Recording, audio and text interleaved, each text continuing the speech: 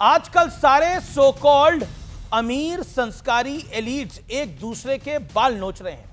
Irony यह है कि ये सारे लोग एक दूसरे को नैतिकता का पाठ भी पढ़ा रहे हैं, फिर सब मिलकर उसी नैतिकता के चीथड़े भी उड़ा रहे हैं।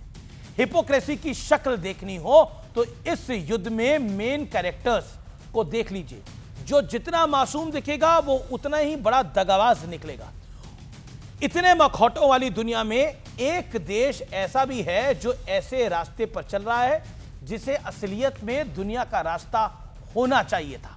तरक्की, शांति, सबका साथ, सबका विकास और सबका विश्वास और सबका प्रयास वाला रास्ता। और यह बात किसी पॉलिटिकल पार्टी के स्लोगन की नहीं है, बल्कि बात तथ्यों की है, आंकड़ों की है और डेटा की कहानी बता रही है कि एक दूसरे की गर्दन काट रही दुनिया के बीच सिर्फ और सिर्फ एक भारत ही है जो 2020 के बाद लगातार आगे बढ़ रहा है। व्यूअर्स, मेरा आपको नमस्कार। आज का सत्य और तथ्य, अगर आप सच्चे भारतवासी हैं और आपको देश की खुशी देखकर खुशी होती है तो आज आपको बहुत खुशी होगी। आज बात होगी विश्व विजयी तिरंगे, और तिरंगा विजेता इसलिए है क्योंकि तमाम अनिश्चितताओं के दौर में भारत दुनिया की कथित बड़े देशों के बीच असली बड़ी ताकत बना हुआ है। तिरंगा विजेता इसलिए क्योंकि भारत का फॉरेन एक्सचेंज रिजर्व अब बढ़कर 728.49 अरब डॉलर हो चुका है। तिरंगा विजेता इसलिए क्योंकि फॉरेन एक्सचेंज रिजर्व में एक सप्ताह के भीतर 4.8 अरब डॉलर का इजाफा दर्ज किया गया है। तिरंगा विजेता इसलिए क्योंकि चुनौतियों के बावजूद भारत की इकोनॉमी, अर्थव्यवस्था मजबूत, स्थिर और भरोसेमंद बनी हुई है। और इसके मायने यह है कि अगर दुनिया में अगर कोई आर्थिक झटका आया तो भारत के पास एक मजबूत बैकअप होगा। दुनिया भर में आजकल ऑयल क्राइसिस की चर्चाएं आम हो रही है। सबको आशंका है कि तेल की किल्लत हुई तो क्या होगा। हमारे बगल के मुल्कों में और कुछ 12 कंट्रीज में जो कुछ हो रहा है वो हमें दिखाई दे रहा है। लंबी लंबी लाइनें, मुश्किल भरे हालात, लेकिन भारत में ऐसा नहीं है और ना ही ऐसा होगा, क्योंकि ईंधन पर ना सिर्फ पूरी सप्लाई चेन की अवेलेबिलिटी निर्भर करती है, बल्कि महंगाई बढ़ने का डर भी बना रहता है।